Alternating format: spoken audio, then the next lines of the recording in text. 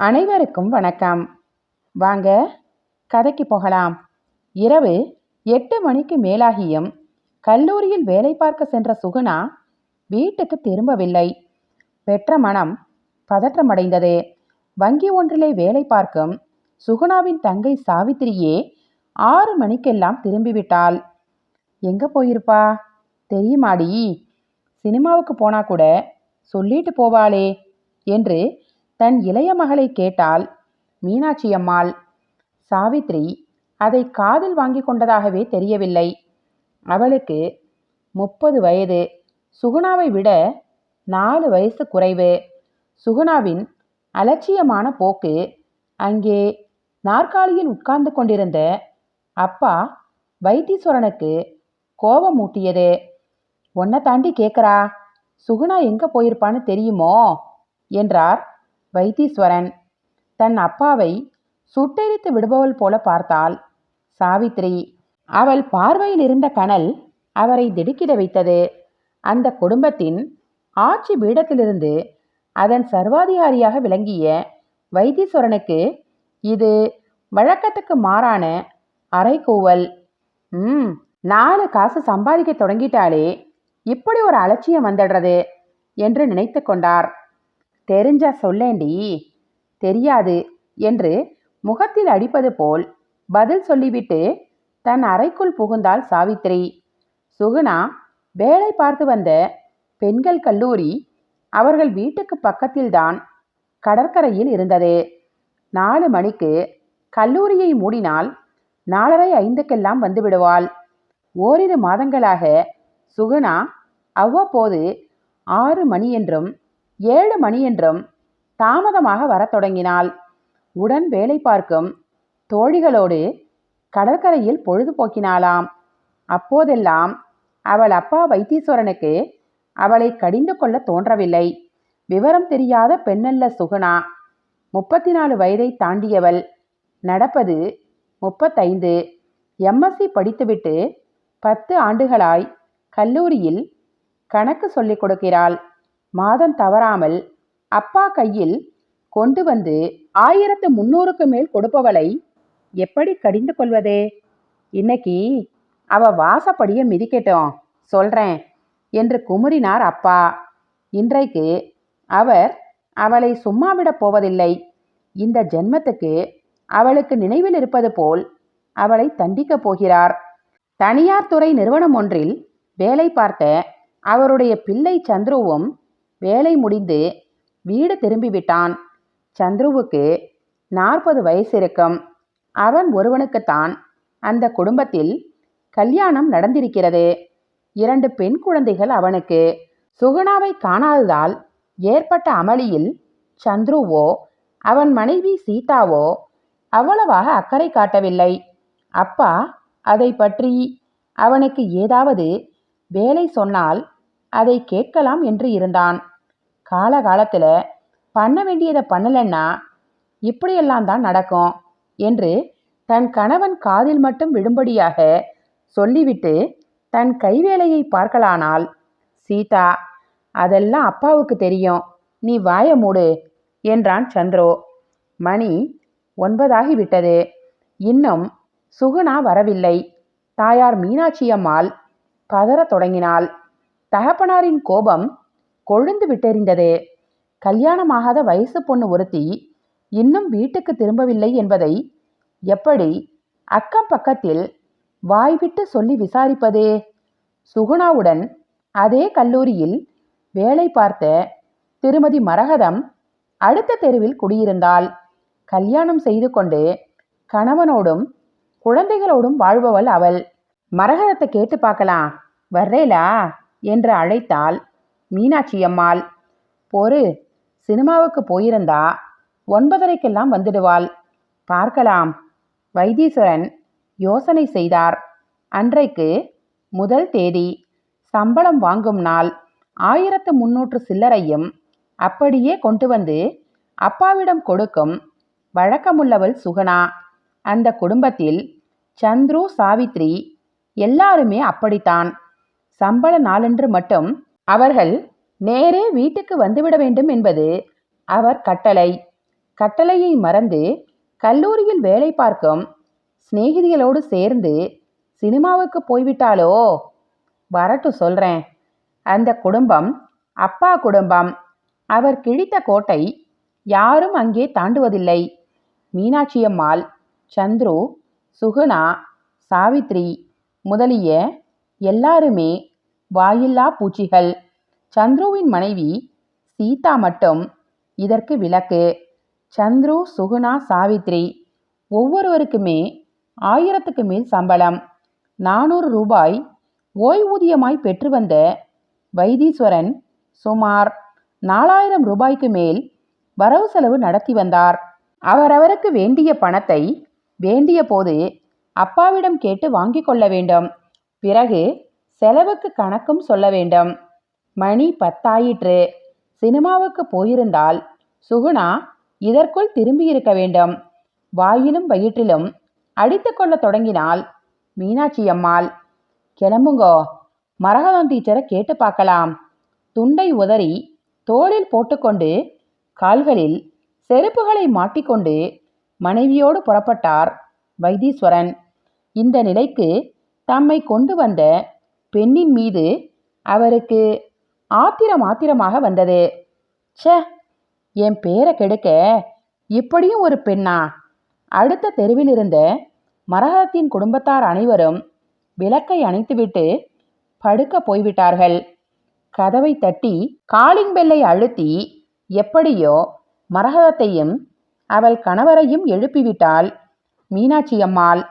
மரகதம் வந்து செய்தியை கேட்டாள். அவளுக்கு கூட சுகுணா இன்னும் வீடு திரும்பாமல் இருந்தது வியப்பை தந்தது. காலேஜுக்கு இன்னைக்கு சுகுணா வந்திருந்ததை நான் பார்த்தேன்.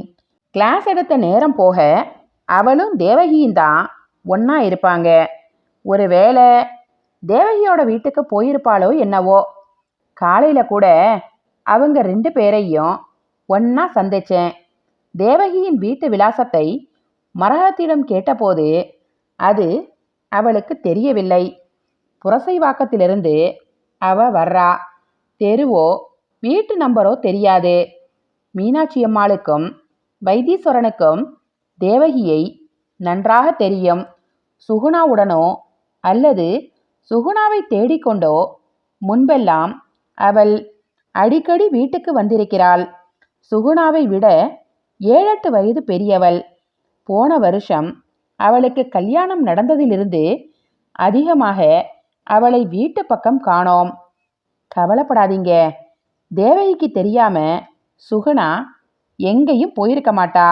விலாசம் தெரியாம இந்த நேரத்துல உங்களால தேவகியோட வீட்டை தேட முடியாது. சுகுணாவோட அறையில டைரியோ நோட்டோ இருந்தா விலாசத்தை தேடி பாருங்க. விலாசம் கிடைச்சா காலையில அவ வீட்டுக்கு போங்க. இல்லைன்னா 9:30 மணிக்கெல்லாம் காலேஜுக்கு வந்துடுங்க என்றாள் மரகதம். வீட்டுக்கு அவர்கள் இருவரும் திரும்பினார்கள். வைத்தீஸ்வரன் சுகுணாவின் அலமாரி, பெட்டி, புத்தகங்கள், நோட்டுகள் எல்லாவற்றையும் திறந்து தேவகியின் முகவரியை தேடினார். தேவகியும் சுகுணாவும் இருக்கும் அறை அல்லோகலப்பட்டது. இவ்வளவு அமளி துமளியிலும் எப்படி சாவித்திரி மட்டும் நிம்மதியாக தூங்கினாள் என்று தெரியவில்லை. அவள் தூங்குகிறாளா அல்லது தூங்குவது போல் பாசாங்கு செய்கிறாளா? பெரியவர்கள் இருவருக்கும் இது எரிச்சலை தந்தது. அவளை எழுப்புடி என்று கத்தினார் வைத்தீஸ்வரன். படுக்கையில் கிடந்த சாவித்திரியின் தோளை பற்றி உலுக்கினாள் மீனாட்சி. ஏண்டி, எப்படிடி உன்னால தூங்க முடியறது? உன் அக்கா காணாம போயிட்டாடி, இன்னும் திரும்பலடி. அவ சிநேகிதி தேவகியோட விலாசம் தெரியுமா? தெரிஞ்சா சொல்லுடி. அம்மாவின் தொல்லை பொறுக்காமல் படுக்கையிலிருந்து எழுந்த சாவித்திரி கண்களை தேய்த்தபடியே, அவ ஒன்றும் பச்சை குழந்தை இல்லை, எங்க போயிட போறா என்று கேட்டுவிட்டு, என்னை யாரும் தொந்தரவு செய்ய வேண்டாம் என்று முணுமுணுத்தாள். பிறகு சோம்பல் முறித்தபடியே கொட்டாவி விட்டுக்கொண்டு மீண்டும் படுக்கையில் விழுந்தாள். போர்வையை இழுத்துவிட்டு நன்றாக முகத்தை மூடிக்கொண்டாள். பெற்றோர் படுகிற அவஸ்தையை பார்த்த பிள்ளையாண்டான் சந்துரு, ஏன்பா, போலீஸ்ல புகார் கொடுத்தா என்ன என்று கேட்டான். மானம் போகுமேடா என்ற வைத்தீஸ்வரன் அந்த யோசனையையும் அடியோடு கைவிட்டு விடாமல், எல்லாம் நாளைக்கு தேவகியோட பேசின பிறகு செய்துக்கலாம் என்றார். ஏனோ தேவகியை முதல் முறை பார்த்ததிலிருந்தே வைத்தீஸ்வரனுக்கு அவளை பிடிக்கவில்லை. அவள் கலகலப்பாக பேசினாள், சிரித்தாள். குழந்தைகள் முதல் பெரியவர்கள் வரை யாரிடமும் அவள் வேற்றுமை பாராட்டவில்லை. சுகுணாவுக்கு மட்டுமே அவள் சிநேகிதி என்றாலும் மற்றவர்களையும் அவள் தன் பேச்சாலும் பழக்கத்தாலும் கவரத் தொடங்கினாள். அவளுடைய இந்த சுபாவம்தான் வைத்தீஸ்வரனுக்கு பிடிக்கவில்லை.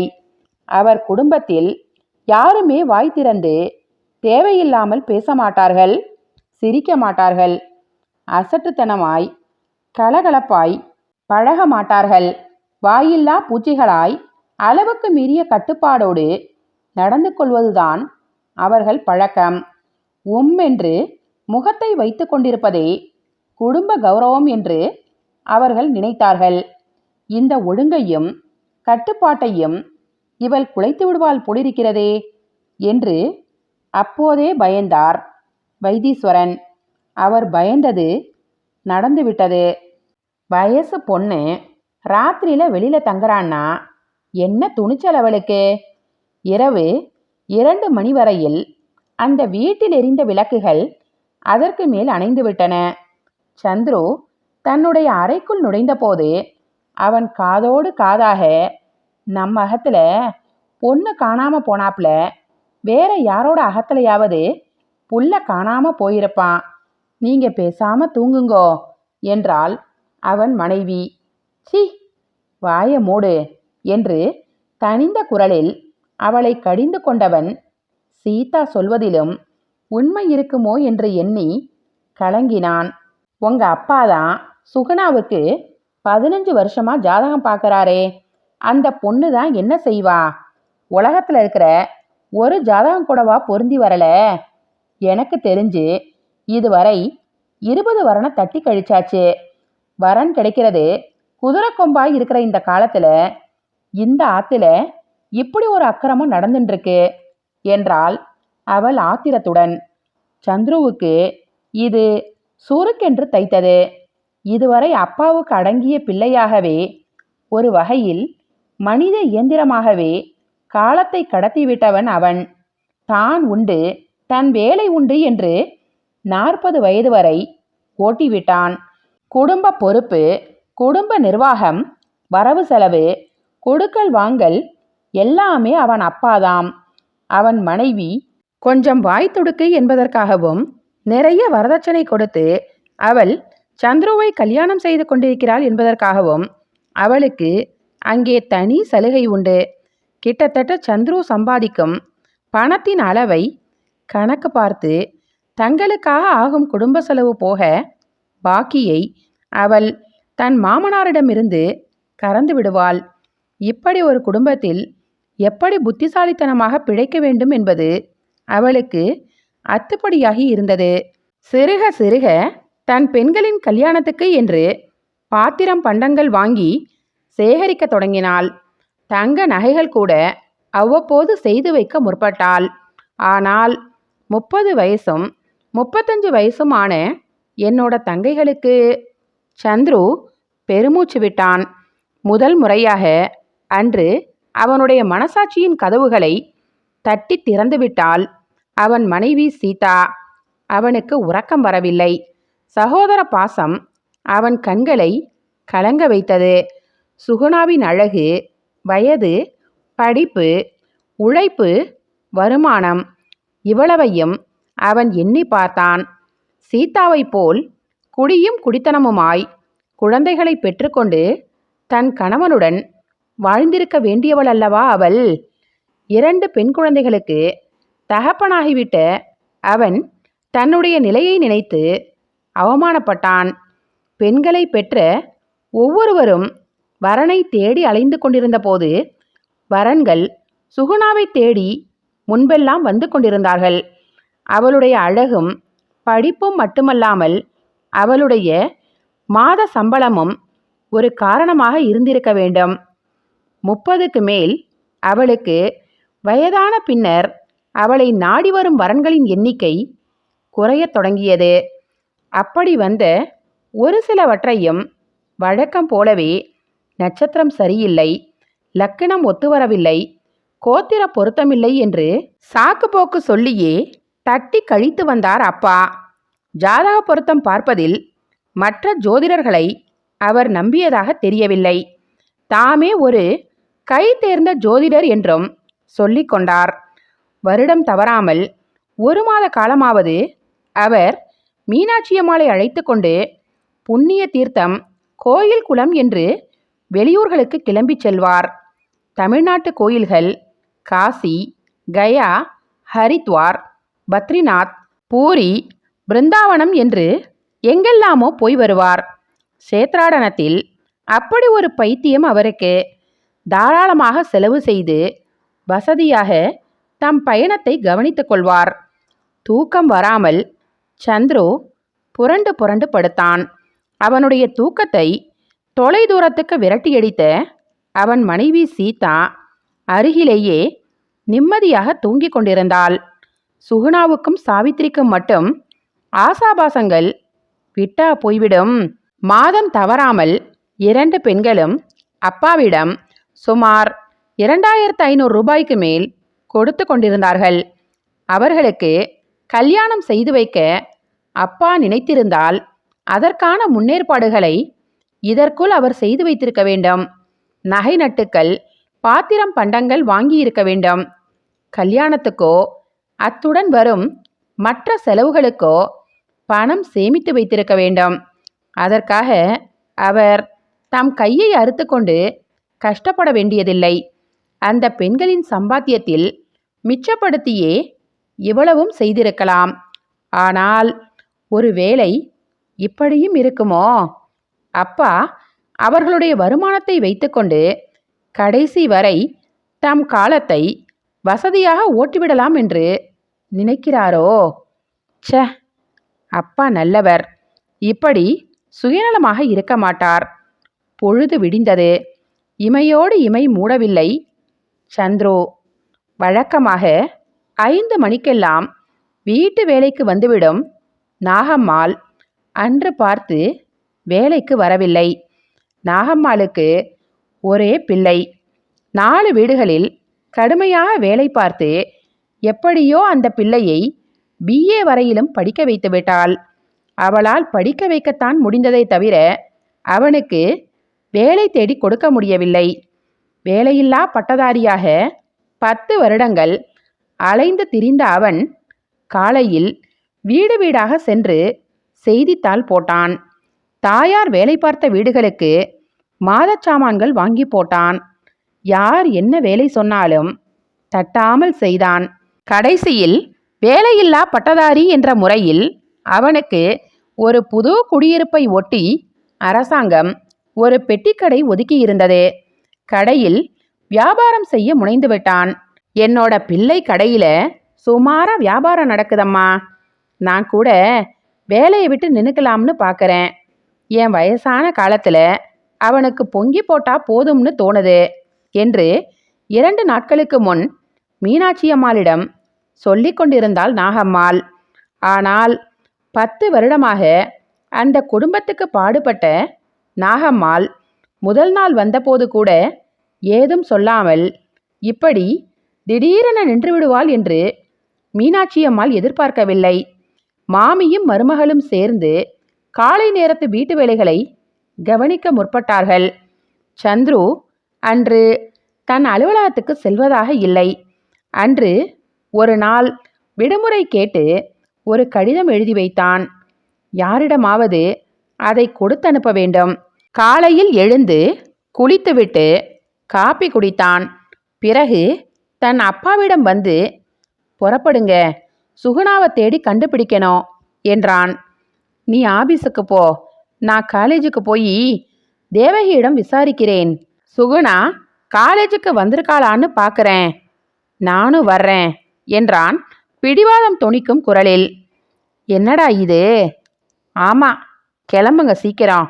அவனுடைய குரலில் ஒலித்த உறுதி வழக்கத்துக்கு மாறுபட்டதாக அவருக்கு தோன்றியது. அந்த குடும்பத்தின் வாயில்லா பூச்சிகளில் ஒன்றாக இழைந்தவன் எப்படி இன்று மாறிப்போனான்? 9 மணிக்கெல்லாம் அப்பாவும் பிள்ளையும் கல்லூரிக்கு போய்விட்டார்கள்.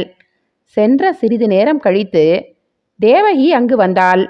அவளோடு சுகுணாவை காணவில்லை. ஒரு மரத்தடியின் தனிமையில் நின்று கொண்டு அவர்கள் பேசினார்கள். நேத்திலிருந்து சுகுணா வீட்டுக்கு திரும்பல, உங்களை கேட்டா தெரியும்னு வந்திருக்கோம் என்றான் சந்துரு. வியப்போடு அப்பாவையும் பிள்ளையையும் உற்று பார்த்தாள் தேவகி. அப்படின்னா உங்களுக்கு ஒண்ணுமே தெரியாதா? என்ன விஷயம்? பதறினான் சந்துரு. ஏன், சாவித்திரிக்கு எல்லாம் தெரியுமே. சாவித்திரி ஒண்ணுமே சொல்லல, நீங்க சொல்லுங்க என்றான் சந்துரு. சுகுணாவுக்கு நேத்திக்கே கல்யாணம் நடந்தாச்சு. அவளும் அவ புருஷனும் பெங்களூருக்கு போயிருக்காங்க. ஒரு வாரம் காலேஜுக்கு லீவு போட்டிருக்கா. இவ்வளவும் உங்க சின்ன தங்கை சாவித்திரிக்கு நல்லா தெரியும். வாயடைத்து போய் நின்றார் வைத்தீஸ்வரன். சந்துரு கேட்டான், மாப்பிள்ளை யாருன்னு சொல்ல முடியுமா? உங்க வீட்டில் வேலை பார்த்த நாகம்மாளோட மகன் ரத்தினம். அடிப்பாவி என்று அலறினார் வைத்தீஸ்வரன். சந்துருவுக்கே இது தாங்கிக் கொள்ள முடியாத அதிர்ச்சிதான்.